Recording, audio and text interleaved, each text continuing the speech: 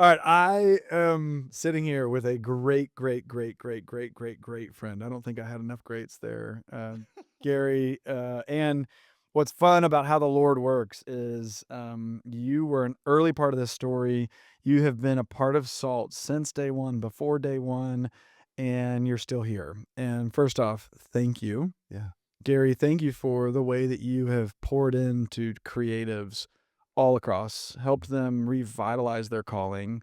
Mm. You've given words to people who are stepping into the creative church ministry in ways you don't even know. And I know you and I have talked about this, but I'll never forget the very first Salt you said, the world doesn't need your art, or God doesn't need your art. The world needs your art in response to what God's doing through you, or something along the. I just totally butchered your line, It's okay. but It's okay. I don't remember it either. uh, and it shook something in me. It shook something in our community. But I want to take our audience. This is Gary Molander, by the way. See, I didn't even introduce you because we're so close. So Gary Molander. Lower third, go. Yeah, exactly. Papyrus font. Um, but I want to take people back to actually before this whole thing started. You and I had gotten to know each other through a variety of different events and gatherings, and you were in Nashville, I think, for a conference. Mhm. And we did a dinner or something, and we were hanging out with a bunch of people. And I told you at that dinner, hey, when you get a chance, can we go afterwards, get dessert somewhere, and can I share something I think the Lord has on my heart? And you said, yes, yeah, let's get everybody here. And I was like, no, no, I just want to get your insight. And I think you clued in really quickly. Mhm. Oh, there's something that he just needs to process through. And you've always been a mentor-like figure. So what do you remember of that night? I don't want to just tell this whole story. I want to let you interject a little bit. What do you remember going into that dinner and that dessert? Yeah, yeah. First of all, thank you for having me. Yeah. It's just so much fun to be sitting here with you. You know this already, and you know how highly I think of you already, Mm. and the way I've just watched you grow and lead and learn and be curious and all the things. Um, yeah, man. When I look back at that night, yeah, we were. It was a big dinner with a bunch of us who sort of knew each other but didn't. Yeah, there was like a connector who basically said, we're just going to get all these people together. We're going to talk about Yeah. creativity in the church and visuals and arts and Yes. media. And Yeah, yeah. all of it, and I And this honestly 2011, 2012, maybe somewhere in there. yeah, when was the first year of SALT? 2013. Yeah, so it would have been 2011, 2012, Yeah. and, yeah, I think I was here for another conference, and I think it was there was some connector in the middle, and then you said, "Hey." And we'd had a long day, and you were like, do we really need to do this? Well, yeah, we both had a long day. I I actually didn't say that. No, you didn't. But I was, didn't think my that. shame was I saying, didn't. My shame, my embarrassment. I can't ask this old guy for yeah. something else. But oh, you know what? I think my book had just come out. I Yes, it think had. that was a Yeah. that was a that got me a lot of conference Yeah. uh, coverage for Yeah. sure. Pursuing Christ, Chris. So yeah, man, I just remember you saying, "Hey, would love to go out. I just want to share something that's on my heart." Yeah. And I went, "Great. Who else from this larger gathering should come? What about?" And I started naming names. Yeah. And then you went, "Mm." And I went, "Okay, this is a And I private." said, someone else And can I, come, but you knew her, but we're not, you were kind of like, that's an interesting choice.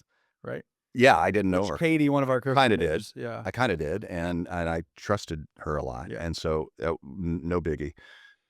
But yeah, there was a sense that there was a sense that you had something holy and sacred Yeah, it was. that you weren't ready to make public yet. Yeah. All right. So we go to dessert, and um, I, I think before I even shared the vision of Salt, which was ultimately what that was about. That's what that was about. I was trying to say the Lord has put on my heart to create a gathering for creatives, but you said something Hmm. right when we sat down that I is stuck with me forever, and this is what I want to unpack for this community. You said the phrase, because I think you said like, "Hey, I'm so grateful that you are inviting me here," but you also said, "I'm grateful that you've limited it to just Yeah. this," because you said, "I can tell there's something on your life, Luke, or this calling. Be careful Who who you you dream with." dream with. Unpack that. Yeah, be careful who you dream with.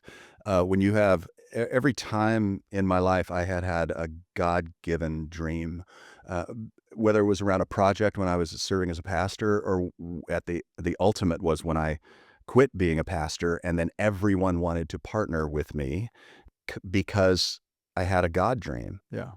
And th they wanted to, and I think in the best sense, they wanted to latch on, Yeah. right? And so I said, be careful who you dream with, Yeah.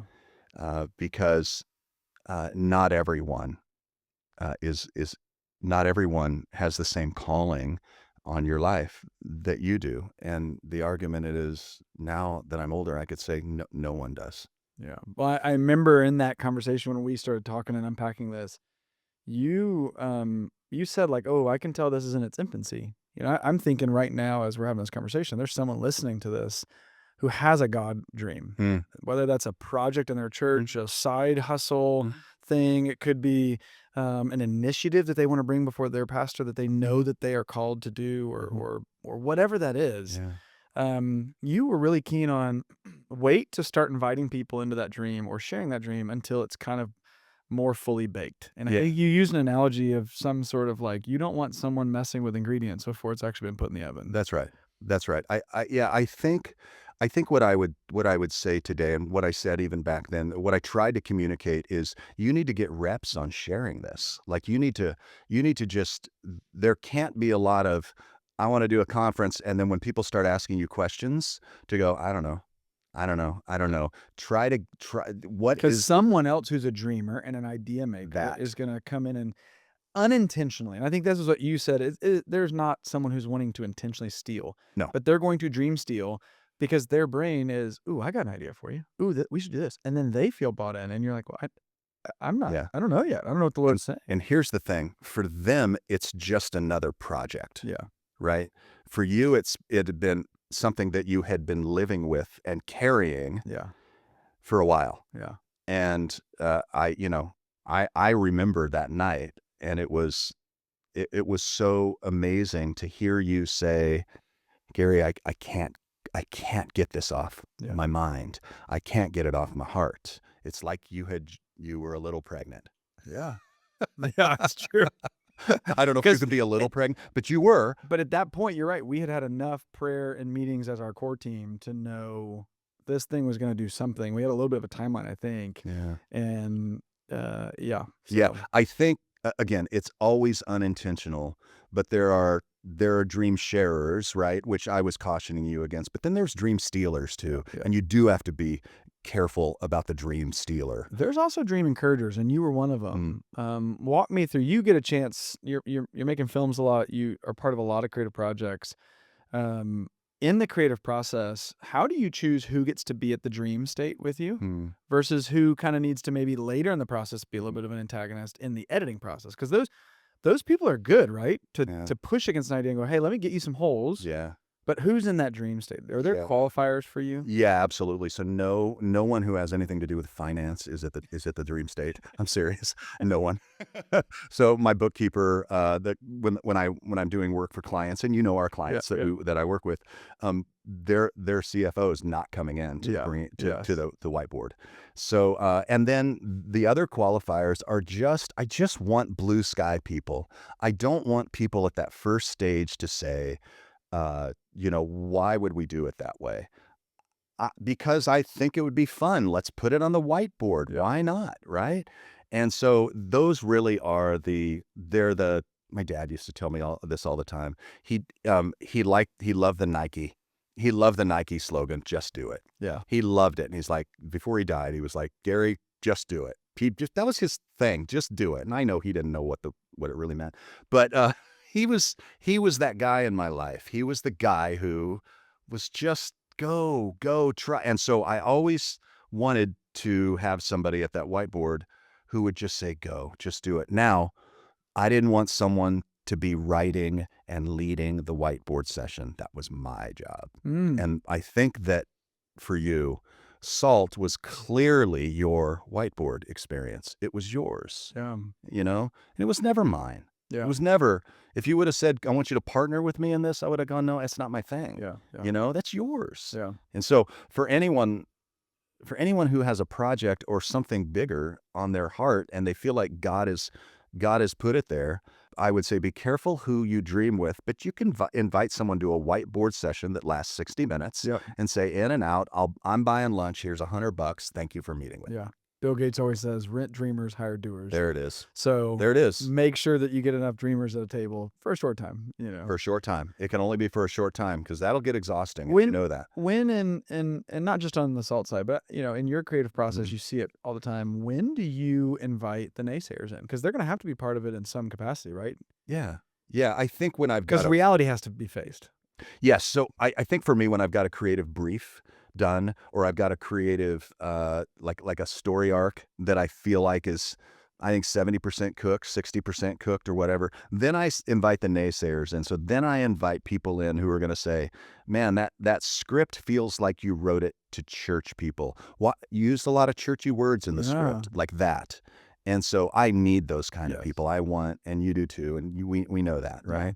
So that's on a project basis, but when it comes to organizationally, Yeah. right, which you and I are in now, um, it's we need those people to say, to have the courage to not just be our yes people. Yeah. Yeah. And we need the people to push back. But here's the thing, we invite them to push back by being a part of this thing that is ultimately your baby. And Mm. ultimately, it's my baby. I've invited you to push back. I expect you to push back. Yeah. It's who you are, right? Yeah. If I'm glass half full, you're glass half empty. And but I need you here. Yeah. Um, and you can't stay quiet. Yeah. And here's what I always tell people. When you poke holes in it, okay, it's still up to me to decide. Yeah. All right. And you can't carry resentment if I decide to go in a different direction. So you're now stepping into a whole new layer of this because let's say now we're talking to a creative director or a lead team lead who's got some team members on their team and they're just like, this one person's just not seeing the vision Mm, right. Or to your point, be careful who you dream with, maybe be careful who you lead with. mm, They start to try and put a wedge to take the organization another way. mhm. What are some things you coach creatives on to either stay convicted to the original calling, Yeah. or what do you do with a team member who's like, "I'm just here to rock the boat"? Yeah. Yeah. And they don't say that obviously, but No. their actions say it. No, but their actions do say it. I always want to come back to covering. And so who's covering who? Because this is a scriptural principle, and especially when we're working with Christ followers, right? I always want to come back to covering. And so they are under my covering, Yeah. right? That's leadership. The one of the Hebrew words for covering is also atonement, which is crazy, right? Big word. Like a uh-huh. And so I want to I let me be your covering, right? And that means let me protect you well, Yeah. right? It doesn't mean I'm just your boss. It means I'm protecting you because who's my covering? God, Yeah. right? And so, you don't want to do this. You don't want to do this. And if you keep doing this, we're going to have a conversation that just says, "Why don't you go do your own thing?" And I've had those Yeah. conversations. Why don't you go do your own thing? And when it's in a church, it is complicated. Yeah. Okay, and you know that. And I've worked in churches 20 years, and I get that it's really, really, really complicated. But You and I have talked about this, Gary. yeah, I'm gonna interrupt you because I sure, want you sure. to speak on this too. There are times when people need to be freed from your team. And you and I have talked about, so often we can hold shame as leaders Hmm. to go, oh, but this is going to be so hard for him. It is going to be hard. That is No, reality. no question. But sometimes that hard has to be passed through in order for the freedom of whatever it is that their calling is, right? Like we may be holding a person back. We are usually. Talk about that as a leader and going, Yeah. seeing whether it's a releasing or a encouraging of a restructuring or a moving around. What do you say to leaders Yeah. when they struggle with that? Those are gonna be the hardest conversations you ever had. Yeah. Okay, and you're gonna have sleepless nights, and you're gonna fret over it, and you're gonna, envision the way to say it and the way, and you might write it, and you might like, you practice it, the whole thing, at least for me. Yeah. I'm that's who I am, okay? And then those are gonna be the hardest conversations that you have. And, uh, business speak says something like, "It's just not a fit." Yeah. We use, "It's not a fit." And I assume that you've tried this person in different spots. That's usually the life cycle of these, and you just don't know. And so I've had to do that a few times. One guy was a guy who was a partner, and he was the wrong guy to dream with, Yeah. and I had to buy him out. Mm. And so that's how that went. And how do you tell a partner this Mhm. isn't a fit? He was ready. Oh, He he was the was. wrong guy. And you And he was probably ready. fretted over that more than you Fretted over realized. it, like, yeah, And then they felt that freedom. they felt amazing freedom. I went into therapy. Yeah. So, yeah, I'll never forget when I let my first accountant go. there you go. Years and years ago, I sat her down and I just said, "Hey, I don't know what the future looks like, but I don't feel like you are feeling like this is for you." And she started like, yeah, eyes got real big, and Mhm. I was like, "Oh no, she's about to cry." Like, this is the first person, and she said, "I am so glad you've said that. For the last year, I have wanted to quit, but I didn't feel like I could." But I couldn't because And I was like, you and I, yeah, and right. she was a contractor or like a part-time worker, and But so she was still, just making it work. still. It is amazing in that moment. I still think back to how many times people may be ready to leave and they're actually serving you or they're faithfully serving the Lord, and you are the confirmation of, no, it's time That's right. for something new. And when you're a likable boss like you are, and I hope I am, they don't wanna hurt you. Yeah. They're gonna feel like they're abandoning Yeah. you. And I just haven't I've here's the truth for leaders, we already know. Yeah. When we're moving them around in position, that red flag that says, I kinda wish that they would be somewhere else Yeah. for their sake and for mine. Yes. The And when health of you my are in a healthy place as a leader to Yeah. say, I genuinely, and that's Yes. something I've had to check in myself is I genuinely know you are better somewhere else. Yeah, absolutely. Absolutely. And would it benefit me? Yeah, it would. Would I sleep a little bit better? Yeah. Could I find someone that would fit organizationally with Mhm. me? Yeah. But ultimately, you're gonna flourish, Yes. and I'm gonna write your recommendation, all that stuff. Yeah. Yeah. Yeah. All right, in our limited time we have left, I just want to open up. What word of encouragement, Gary, would you give to a sea of creatives who are Mm, working in and through the church? mm, You have a lot of thoughts and beliefs and core convictions about the role of art in the church, mm. the role of media, the effectiveness of creativity and how it can transcend Mhm. what is preached or what is read. What word would you give this community in the way that God could use them or their art? Yeah, I would say that beauty matters. Beauty matters more than you know, and a well-told story will stick longer than most things in our lives. We are I would say live fully into the story that God is writing in your life. Don't be afraid of it. Don't stay somewhere or stay on a project because you don't know where the finances are going to come. The finances will come. It's the calling of God, man. It is the story that he's writing in your life, in your unique life. And I would say push hard into that one. And if you're just in a mess at church and you hate it and you want to be doing something else, talk to someone, see if you can do a side gig for a while, see if there's a 30/10, a 30-hour 10, something like that. But my fear is that God has placed really amazing things on the heart of this community, and that they're just scared Mm, to try them. yeah. And I would just say, uh, ready, fire, aim. Just do it. I I don't know why you wouldn't. Yeah. I don't. Do you want to be my age and filled with regrets of what you didn't Mm, try? Do you really want that? wow. Um, please don't. Please don't. It's not worth it. And the glory of God and the world are. Wow. There's a lot at stake here. So You know, good. Gary, how can people connect with you? I'm on Instagram. Uh, am doing something that is cool. I haven't even told you about this yet. Tell me. Let's go. You Let's ready? debut it. Okay. I never thought there would be another book in me. Yeah, and there I is. cannot wait. There is. I'll be the first one to buy the pre-order. So it's okay. So I've started writing it, and I'm releasing it chunk by chunk by chunk on a Substack. I love it. So I'm writing on Substack, and it's called The Sacred Imprint. Ooh. So if you follow the QR code, I've got that on Substack. And what you'll get every 2 weeks in your inbox is something that I'm writing for this book. It'll probably become an online course, yada, yada, yada. But I didn't think I had another one of these in me, Luke. And I'm looking back on it now, and I'm like, "Oh God, you've been writing this for 40 Yes. years, and I didn't know." This world, this community needs more of what God's been stirring in your heart, Gary. I Mm, know it mm, through and through. You were, if not the first person to stand on a salt stage, one of the first people, and it's just such an honor to have you here, still just sharing and pouring out and mm, saying, "This is what the Lord's taught me. This is what I've mm. experienced," and I just so appreciative for this Thank you, community, man. and so appreciative of your Thank you. friendship. Thank you. Right Thank, back at you, buddy. thanks for being here, Gary. Yeah, what an honor.